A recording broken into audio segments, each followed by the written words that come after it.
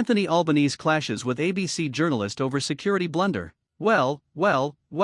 Nothing says we've got national security under control quite like the Prime Minister losing his cool when a journalist asks him why he kicked the actual intelligence experts out of the room where security decisions are made. I mean, what could possibly go wrong with that brilliant strategy? Oh wait, we might have found out the hard way. Quick favor, if you are loving this, hit that subscribe button and smash the notification bell to keep getting the latest updates on politicians around the world. Thanks if you did. Now back to the show. So here is what happened. Anthony Albanese, our beloved Prime Minister, decided back when he first took office that the National Security Committee of Cabinet did not really need intelligence chiefs hanging around. You know, those people whose entire job is knowing about threats before they become front-page news. Apparently, Albo thought, who needs the spies at the spy meeting? Genius move, right? It is like hosting a cooking show but telling the chef to wait in the car park. Fast forward to now, and after the Bondi terror attack sent shockwaves through the nation, questions are being asked. Hard questions. Uncomfortable questions. The kind that make politicians squirm in their seats like they have sat on a tack. And when an ABC journalist had the audacity to bring up this decision, Albanese did not exactly handle it with the grace of a seasoned diplomat. No.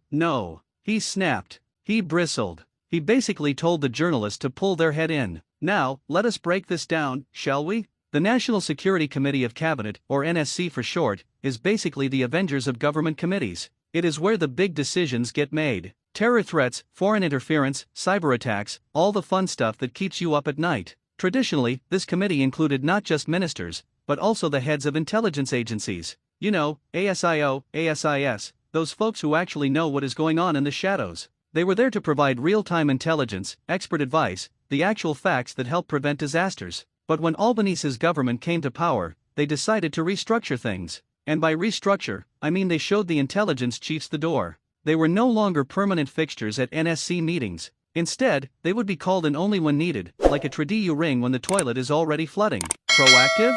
Not exactly. Here is where it gets spicy. Critics have been arguing for ages that this was a catastrophic mistake. That removing the experts from the room where critical decisions are made is like flying a plane without a pilot and just hoping autopilot figures it out. But the government waved off those concerns, insisting everything was fine, totally under control, nothing to see here. Then Bondi happened. A terror attack that shook Australia to its core. People started asking questions. Did we miss warning signs? Could this have been prevented? Were the right people in the right rooms at the right times? And suddenly, the decision to sideline intelligence chiefs started looking less like administrative efficiency and more like a catastrophic oversight. So when the ABC journalist pressed Albanese on whether this restructuring might have contributed to intelligence gaps, the Prime Minister did not take it well. He shot back, defended the decision, and basically accused the journalist of playing politics. Which is rich, considering the entire point of journalism is to ask politicians the hard questions they would rather dodge like Neo in the Matrix. But let us talk about why this matters, because it is not just political point scoring. National security is not a game. It is not something you experiment with to look innovative or streamline processes. When you remove the people who dedicate their lives to understanding threats from the room where those threats are discussed, you are not being efficient. You are being reckless.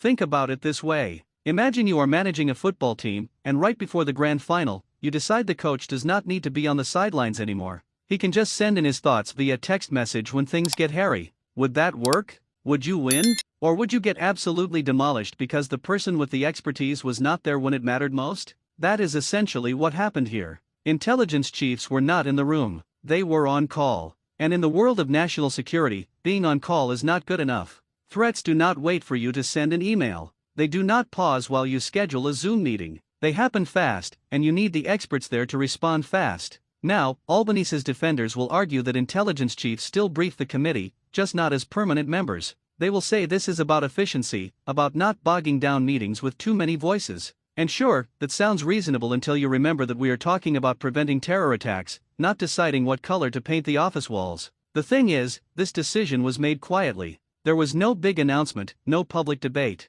It just happened. And now, after a tragedy, people are realizing what was lost. It is like finding out your smoke alarm batteries were removed because someone thought the beeping was annoying. Great plan until the house is on fire. What makes this even more frustrating is the response. Instead of saying, you know what, maybe we should review this decision in light of recent events, Albanese doubled down. He got defensive. He snapped at the journalist. And that tells you everything you need to know. Because when you are confident in your decisions, you do not lose your temper when questioned. You explain. You justify. You show the receipts. But when you snap, when you get angry, when you accuse the person asking the question of having an agenda, that is usually a sign that deep down, you know they have hit a nerve. You know there is truth to what they are saying, and you just do not want to admit it. And here is the kicker. This is not even the first time Albanese's government has been criticized for sidelining expertise. Remember the voice referendum? The government was warned by constitutional experts, by indigenous leaders, by legal scholars, that the messaging was unclear, that people needed more detail,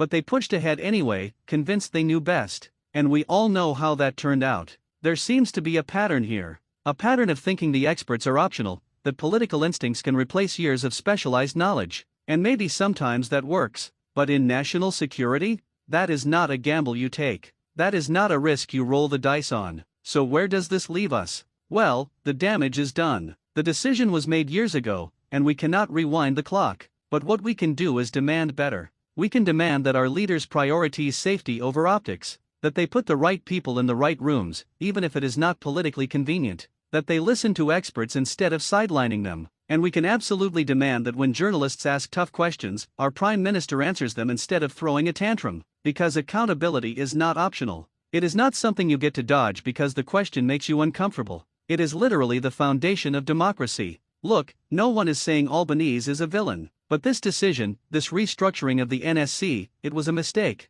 And refusing to acknowledge that, snapping at journalists who point it out, that just makes it worse. Leadership is not about never making mistakes. It is about owning them, learning from them, and doing better. So maybe, just maybe, it is time to bring the intelligence chiefs back into the room, permanently. Not as occasional guests, but as essential voices. Because when it comes to keeping Australians safe, we need every advantage we can get. And leaving the experts in the hallway while politicians make decisions is not just bad policy, it is dangerous.